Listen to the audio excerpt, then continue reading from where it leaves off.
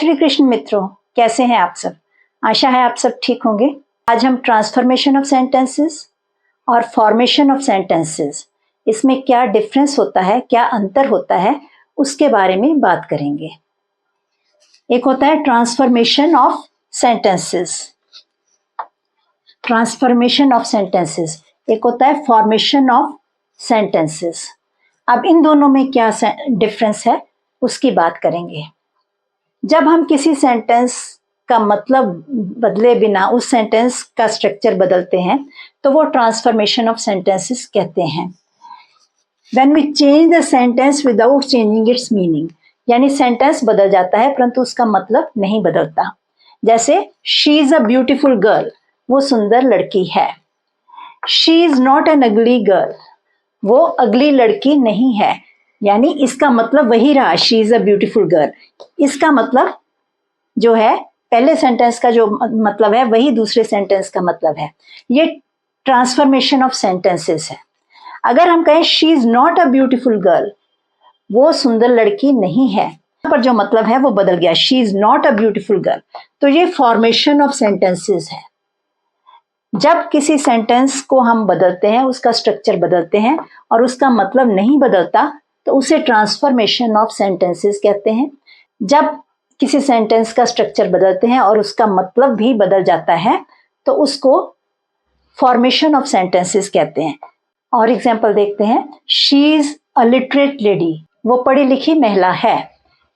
She is not an illiterate lady, वो अनपढ़ महिला नहीं है। अब यहाँ पर नॉट लगाकर लिटरेट का ऑपोजिट वर्ड इलिटरेट लगा दिया तो इसका मतलब नहीं बदला, वो अनपढ़ महिला नहीं है। तो ये ट्रांसफॉर्मेशन ऑफ सेंटेंस हो गया।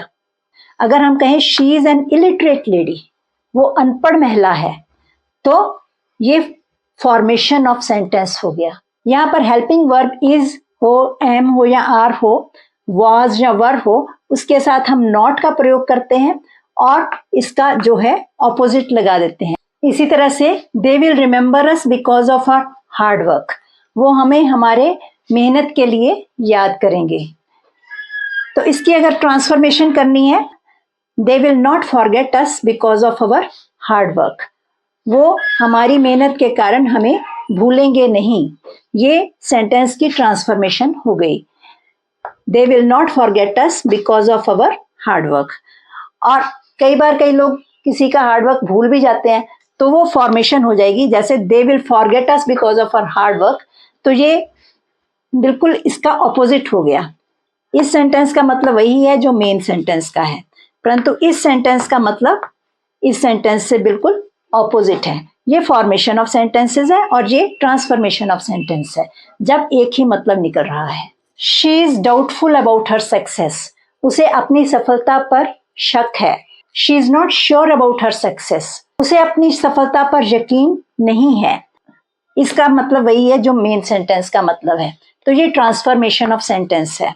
अब अगर हम कहें she is sure of her success, उसे अपनी सफलता पर यकीन है, तो इसका मतलब जो है ये बिल्कुल बदल गया।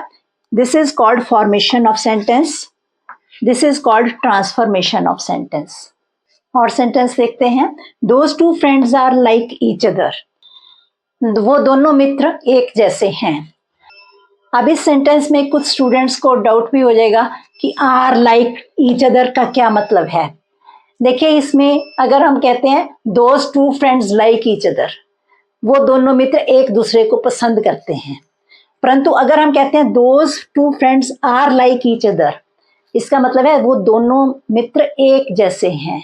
Those two friends are not unlike each other, वो दोनों मित्र एक दूसरे से भिन्न नहीं हैं।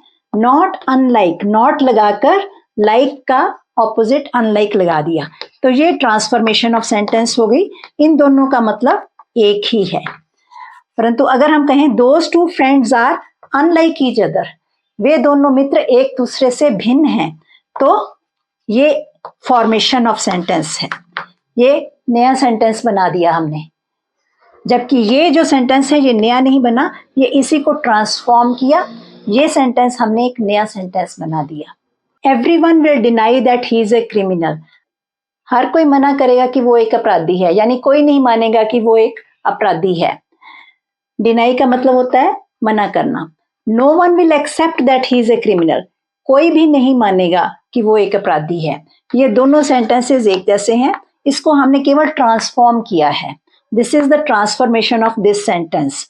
यहाँ पर हमने क्या किया, एवरीवन का ऑपोजिट नो वन लगा दिया, डिनाई का ऑपोजिट एक्सेप्ट लगा दिया, तो मतलब वही रहा और सेंटेंस को हमने ट्रांसफॉर्म कर दिया।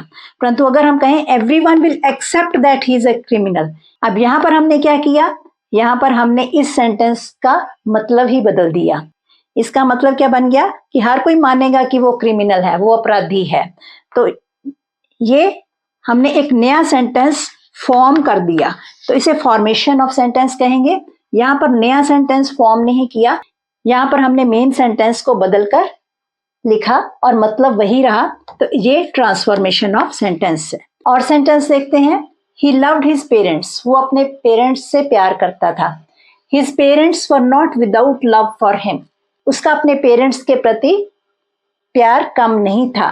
तो इसका और इसका मतलब एक ही है। और अगर हम कहें ही हेटेड हिज पेरेंट्स, वो अपने पेरेंट्स से नफरत करता था, तो ये फॉर्मेशन ऑफ सेंटेंस, हमने नया सेंटेंस बना दिया, ये ट्रांसफॉर्मेशन ऑफ सेंटेंस है।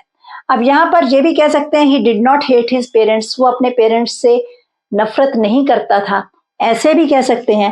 परंतु ऐसा कहकर इसका मतलब ये एग्जैक्ट नहीं निकलेगा कि वो अपने पेरेंट्स से प्यार ही करता था। जब हम कहना चाहते हैं कि वो अपने पेरेंट्स से प्रेम करता था, तो his parents were not without love for him, ये सेंटेंस जो है ये बेटर ट्रांसफॉर्मेशन है। मतलब इसका भी वही निकल रहा है, परंतु एग्जैक्ट मतलब वो नहीं निकल रहा है। और अगर हम कहते हैं ही हेटेड हिज पेरेंट्स, तो ये नया सेंटेंस फॉर्म हो गया। ये ट्रांसफॉर्मेशन ऑफ सेंटेंस है और ये फॉर्मेशन ऑफ सेंटेंसेस है। Suman is more intelligent than Neha, यहां पर किसी का भी नाम हो सकता है। सुमन नेहा से ज्यादा इंटेलिजेंट है। Neha is not as intelligent as Suman, Neha उतनी इंटेलिजेंट नहीं है जितनी सुमन है। इन दोनों का मतलब एक ही है, ये ट्रांसफॉर्मेशन ऑफ सेंटेंसेस है। और अगर हम कहें Neha is more intelligent than Suman, तो ये नया वाक्य बन गया, नेहा सुमन से ज्यादा इंटेलिजेंट है, तो ये हमने नया सेंटेंस फॉर्म कर दिया, तो ये फॉर्मेशन ऑफ सेंटेंसेस होगी। यहां पर हमने क्या किया था, Neha is not as intelligent as Suman, negative लगाया, नॉट लगाया और फिर एज इंटेलिजेंट एज, उतनी इंटेलिजेंट नहीं है जितनी सुमन है। इसका मतलब क्या हो गया कि सुमन जो है वो नेहा से ज्यादा इंटेलिजेंट है। I am doubtful whether you are a fool, मुझे शक है कि क्या तुम बेवकूफ हो, इसका मतलब मुझे लगता है कि तुम इंटेलिजेंट भी हो। I am not sure whether you are a fool, मुझे पक्का यकीन नहीं है कि तुम बेवकूफ हो, इसका मतलब तुम इंटेलिजेंट भी हो सकते हो। इन दोनों का मतलब एक ही है। ये मेन सेंटेंस है, इसका ये जो सेकंड सेंटेंस है इसका ट्रांसफॉर्मेशन ऑफ सेंटेंस है। अगर हम कहें I am sure that you are a fool, मुझे यकीन है कि तुम मूर्ख हो, तो ये एक नया सेंटेंस बन गया, ये नया सेंटेंस फॉर्म हो गया, तो इसे फॉर्मेशन ऑफ सेंटेंस कहेंगे। He is the best batsman in the history of cricket, वो क्रिकेट के इतिहास में सबसे बढ़िया बैट्समैन है। No other batsman is as good as him in the history of cricket, cricket के इतिहास में उसके जैसा कोई भी दूसरा बैट्समैन अच्छा नहीं है। इन दोनों का मतलब यही है। इस सेंटेंस को हमने क्या किया, ट्रांसफॉर्म किया, ट्रांसफॉर्मेशन ऑफ सेंटेंस कर दिया। यहाँ he is the best batsman, no other batsman is as good as him, यहाँ पर हमने एज और एज का प्रयोग करके सेंटेंस का वैसे ही सेंटेंस लिख दिया, सेंटेंस का मतलब नहीं बदला। अब इसी तरह से he is not a good batsman in the history of cricket, वो क्रिकेट के इतिहास में एक अच्छा बैट्समैन नहीं है, तो इसका मतलब बिल्कुल ही बदल गया।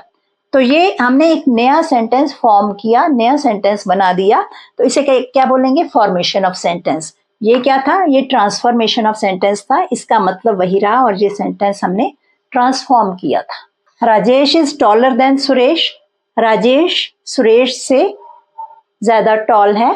Suresh is not as tall as Rajesh, Suresh की हाइट उतनी नहीं है जितनी की राजेश की है, ये इसको हमने ट्रांसफॉर्म कर दिया, नॉट लगाकर एज और एज का प्रयोग किया और ये सेंटेंस ट्रांसफॉर्म हो गया। और अगर हम कहते हैं Rajesh is not as tall as Suresh, यहाँ पर इसका मतलब ही बदल गया और ये नया सेंटेंस हमने फॉर्म किया। ये फॉर्मेशन ऑफ सेंटेंस है, ये ट्रांसफॉर्मेशन ऑफ सेंटेंस है। और सेंटेंस देखते हैं, Ashoka was the greatest king, Ashok सबसे महान राजा था। No other king was as great as Ashoka, कोई भी दूसरा राजा उतना महान नहीं था जितना अशोक था। अब यहाँ पर एज और एज लगाकर हमने इस सेंटेंस को ट्रांसफॉर्म किया, इसका मतलब नहीं बदला। अगर हम कह देते हैं Ashoka was not a great king, तो यहाँ पर इसका मतलब ही बदल गया, हमने एक नए सेंटेंस को फॉर्म कर दिया। इसे फॉर्मेशन ऑफ सेंटेंसेस कहते हैं और ये ट्रांसफॉर्मेशन ऑफ सेंटेंसेस है। His contribution to the nation is too great to be ignored, उसकी जो कॉन्ट्रीब्यूशन है देश के लिए वो इतनी ज्यादा है कि उसको इग्नोर नहीं किया जा सकता, उसे उपेक्षित नहीं किया जा सकता। तो इसको हमने ट्रांसफॉर्म करना है, तो कैसे करेंगे? जहां पर टू और टू का प्रयोग होता है उसको हमने सो और दैट के साथ ट्रांसफॉर्म करना है। इसके भी हमने वीडियोस बनाए हैं, वो भी डिस्क्रिप्शन में डाल देंगे, वो भी आप देखें तो आपको पता चलेगा कि कैसे ये सेंटेंसेस बनाए जाते हैं। तो इसका क्या बन जाएगा? His contribution to the nation is so great that it can not be ignored, उसकी देश के लिए इतनी कॉन्ट्रीब्यूशन है कि इसको इग्नोर नहीं किया जा सकता। इसका मतलब नहीं बदला, इसको हमने ट्रांसफॉर्म कर दिया। अगर हम कहें his contribution to the nation can be ignored, उसकी जो कॉन्ट्रीब्यूशन है नेशन के लिए वो इग्नोर की जा सकती है, तो ये बिल्कुल नया सेंटेंस बन गया। नया सेंटेंस हमने फॉर्म किया, इसे फॉर्मेशन ऑफ सेंटेंस कहेंगे, इसे ट्रांसफॉर्मेशन ऑफ सेंटेंस कहेंगे। She made a plan and succeeded, उसने योजना बनाई और सफल हो गई। She made a plan and did not fail, उसने योजना बनाई और फेल नहीं हुई, यानी असफल नहीं हुई। इसका मतलब क्या है कि सफल हुई। तो ये ट्रांसफॉर्मेशन ऑफ सेंटेंस हो गया, इन दोनों का मतलब एक ही है। She made a plan and failed, उसने योजना बनाई और फेल हो गई, असफल हो गई। तो ये हमने नया सेंटेंस फॉर्म कर लिया, ये फॉर्मेशन ऑफ सेंटेंस है, ये ट्रांसफॉर्मेशन ऑफ सेंटेंस है। शी इज समटाइम्स लकी, कई बार भाग्य उसका साथ देता है या कई बार वो भाग्यशाली रहती है। She is sometimes not unlucky, वो कई बार अनलकी नहीं होती, यानी कई बार भाग्यशाली रहती है। ये ट्रांसफॉर्मेशन ऑफ सेंटेंस हो गया। शी इज ऑलवेज अनलकी, वो हमेशा अनलकी होती है, अभाग्यशाली होती है। तो ये हमने मतलब ही बदल दिया, तो ये फॉर्मेशन ऑफ सेंटेंस है। अब Ganga is the longest river in India, Ganga Bharat में सबसे बड़ी नदी है। अब एक बात याद रखनी है, द लॉन्गेस्ट रिवर, ये हमने अपने पहले भी वीडियोस बनाए हैं जिसमें डिग्रीज ऑफ एडजेक्टिव्स की हैं। उस वीडियो को अगर आप ध्यान से देखें, उस वीडियो में ये अच्छी तरह से समझाया गया है कि ये सेंटेंसेस कैसे ट्रांसफॉर्म करते हैं।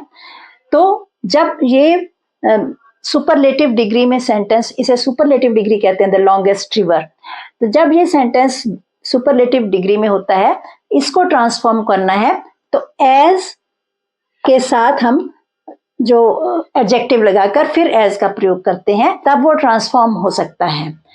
No other river is as long as Ganga in India, Bharat में कोई नदी इतनी लंबी नहीं है जितनी गंगा। इन दोनों का मतलब एक ही है। इस सेंटेंस को हमने ट्रांसफॉर्म करके ये वाक्य बनाया है। इसमें हमने no other river negative word use किया, फिर हमने एज और एज का प्रयोग किया। अब फॉर्मेशन ऑफ सेंटेंस में अगर हम कहें Ganga is not a small river in India, Ganga India में छोटी नदी नहीं है, तो ये हमने एक अलग ही सेंटेंस फॉर्म कर दिया जिसका मतलब बिल्कुल भी वो नहीं है जो मेन वाक्य का मतलब है। तो कई बार हम बड़े बड़े शब्द सुनकर कंफ्यूजन में आ जाते हैं कि ये ट्रांसफॉर्मेशन ऑफ सेंटेंसेस क्या होता है, फॉर्मेशन ऑफ सेंटेंसेस क्या होता है। जब हम इनकी प्रैक्टिस करेंगे तो देखेंगे कि ये बहुत आसान सेंटेंसेस हैं, इनकी आप प्रैक्टिस करें और इस वीडियो को अपने फ्रेंड्स के साथ शेयर भी करें और इस चैनल को सब्सक्राइब करना भी ना भूलें। आज के लिए इतना ही, धन्यवाद, स्टे ब्लेस्ड।